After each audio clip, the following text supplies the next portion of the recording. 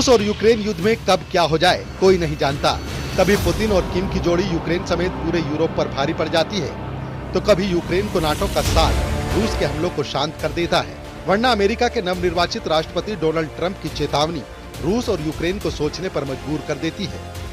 सोमवार को ट्रंप ने कहा कि यूक्रेनी राष्ट्रपति जेलेंस्की को तकरीबन 3 साल से जारी जंग को रोकने के लिए रूसी राष्ट्रपति पुतिन से बातचीत के लिए तैयार रहना चाहिए।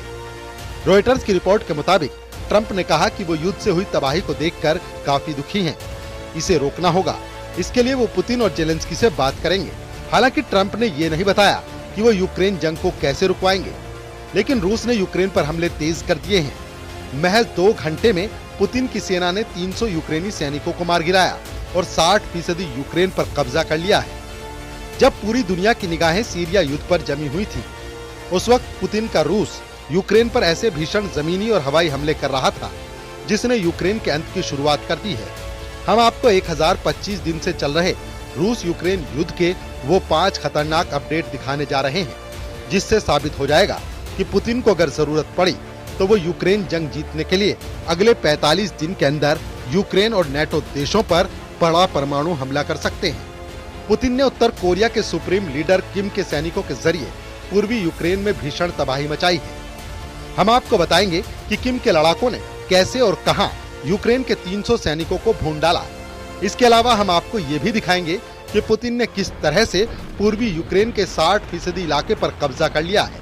और इन दोनों खबरों से ज्यादा खतरनाक वो खबर भी दिखा रहे हैं जिसमें अमेरिका ने रूस के खिलाफ अपनी डार्क ईगल मिसाइल को रूस की हाइपरसोनिक ओरेशेनिक मिसाइल के खिलाफ युद्ध में उतार दिया है।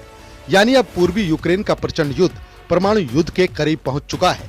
33 महीने से ज्यादा की जंग में राष्ट्रपति जेलेंस्की ने जंग का हर पैतरा पुतिन के खिलाफ इस्तेमाल कर लिया है, लेकिन अभी तक न तो अमेरिका और न ही नेटो के 32 देश पुतिन के रूस पर भारी साबित हुए हैं। जंग की सबसे बड़ी और ताजा खबर तो और भी हैरान करने वाली है।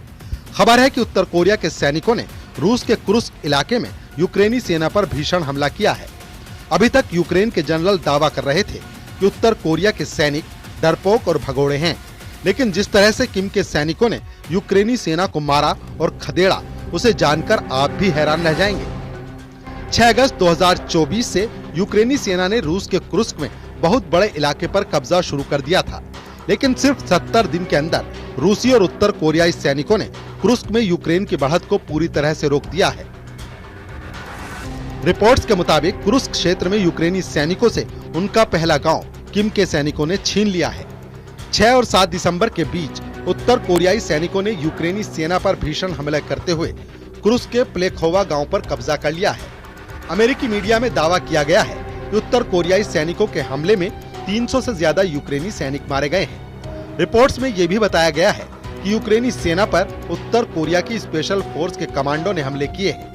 कुछ रिपोर्ट्स में भी बताया गया है कि उत्तर कोरियाई कमांडो एक खदान के जरिए से 2 किलोमीटर चले, उसके बाद यूक्रेनी सेना के मोर्चों को पूरी तरह से तबाह और बर्बाद कर दिया।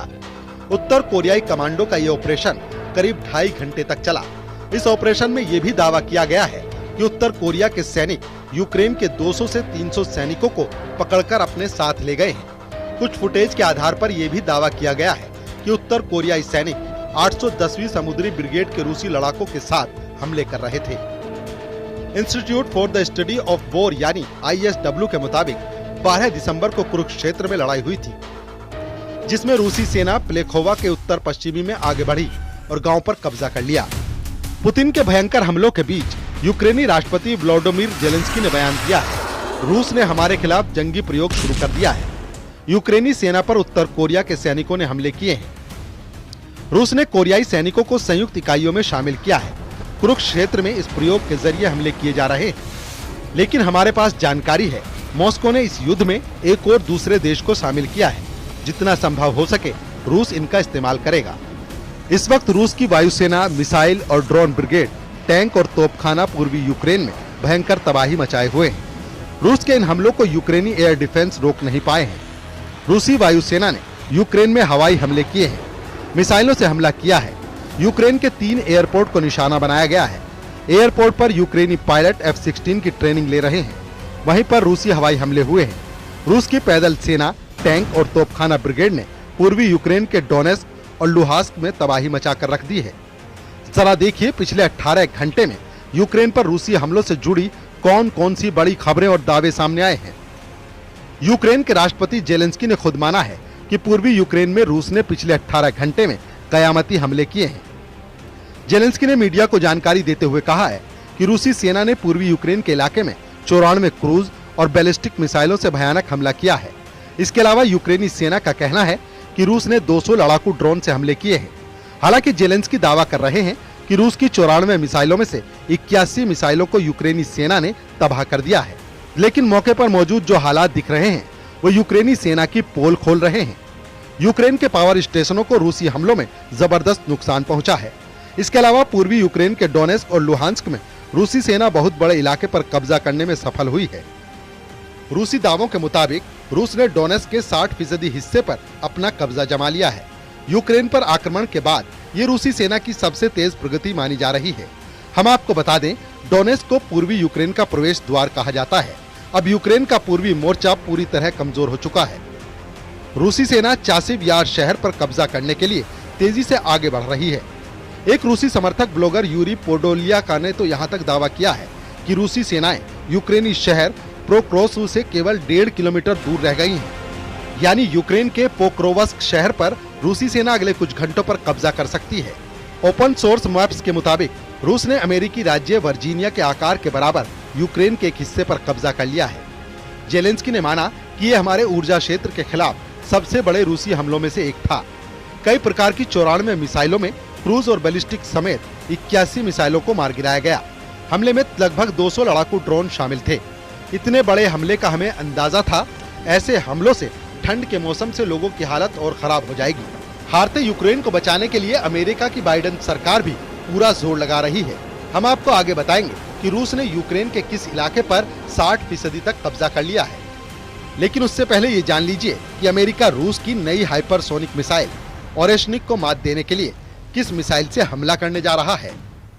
अमेरिकी मीडिया की रिपोर्ट के मुताबिक अमेरिका ने जंग के मैदान में अब super hypersonic missile dark eagle को रूस के खिलाफ उतार दिया है। हम आपको बता दें कि रूस ने 21 नवंबर 2024 को अपनी नई हाइपरसोनिक मिसाइल ओरेशनिक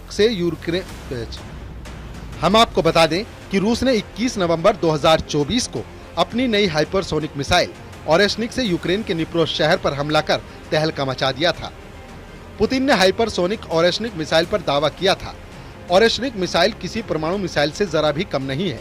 इस मिसाइल ने यूक्रेन, अमेरिका और नेटो के होश उड़ा दिए। सबसे पहले आप ये जान लीजिए रूस की ओरेशनिक और अमेरिका की डार्क ईगल मिसाइलें बेहद खतरनाक क्यों मानी जा रही हैं। दावों के मुताबिक रूस की ओरेशनिक मिसाइल 10 मैक की रफ्तार से सटीक हमला करती है, लेकिन वहीं अमेरिका की super hypersonic dark eagle missile 17 Mach की रफ्तार से हमला करती है। यानी रफ्तार के मामले में रूस की ओरेशनिक मिसाइल अमेरिका की डार्क ईगल के सामने कहीं नहीं टक पा रही है। लेकिन रूस की ओरेशनिक मिसाइल एक बार में 6 वॉरहेड के साथ हमला कर सकती है, जबकि अमेरिका की डार्क ईगल मिसाइल एक एंटी मिसाइल प्रणाली है जिसमें ओरेशनिक जैसी हमले की क्षमता नहीं है। डार्क ईगल में हाइपरसोनिक ग्लाइडर बूस्टर हैं जो इसे भयानक रफ्तार देते हैं। ओरेशनिक में ग्लाइडर बूस्टर नहीं, लेकिन इसमें परमाणु हथियारों जैसी क्षमता है। डार्क ईगल 17 मैक यानी धमनी की रफ्तार से 17 गुना तेज रफ्तार से 3000 से 3700 मीटर प्रति सेकंड की गति प्राप्त कर लेती है। डार्क ईगल की रेंज भी 1725 मील है, जबकि ओरेशनिक की रिपोर्ट की गई 3418 मील की रेंज है। इधर रूसी और पश्चिमी मीडिया के मुताबिक पुतिन की बेहद गुप्त मीटिंग में इस बात के संकेत दिए गए हैं कि रूस यूक्रेन जंग को बातचीत से खत्म नहीं किया जा सकता है। इसका आखिरी रास्ता है एटमी जंग। रूसी सेना वाकई में पिछले 33 महीनों से लाखों सैनिक जंग में खो चुकी है। यूक्रेनी रक्षा मंत्रालय के दावे के मुताबिक 1025 दिनों की जंग में रूस के 7,52,000 से ज्यादा सैनिक मारे जा चुके हैं।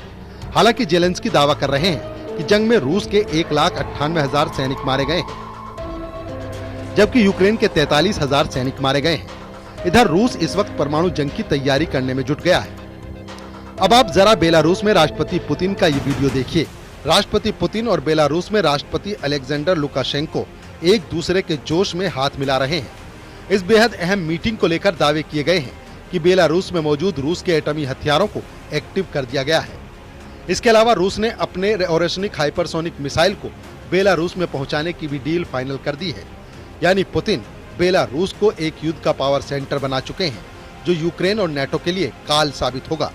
रूस के विदेश मंत्री सर्गेई लावरोव ने तो डंके की चोट पर कह दिया कि अगर परमाणु युद्ध होता है तो इसके लिए अमेरिका और नाटो देश सीधे तौर पर जिम्मेदार होंगे। हैरानी की बात तो ये है कि हारते यूक्रेन को जिताने के लिए जाते जाते राष्ट्रपति बाइडेन अरबों रुपए यूक्रेन को दे रहे हैं। अमेरिकी मीडिया के मुताबिक अमेरिका ने यूक्रेन को 4.2000 करोड़ की सैन्य सहायता का ऐलान कर दिया है। इस पैसे से यूक्रेन को ज्यादा घातक हथियार और मिसाइल देने की तैयारी हो रही है। लेकिन पुतिन की रूसी सेना जिस तेजी से यूक्रेन पर हमले कर रही है, उससे साफ है कि यूक्रेन का अंत शुरू हो चुका है, जिसे अब अमेरिका भी नहीं रोक पाएगा।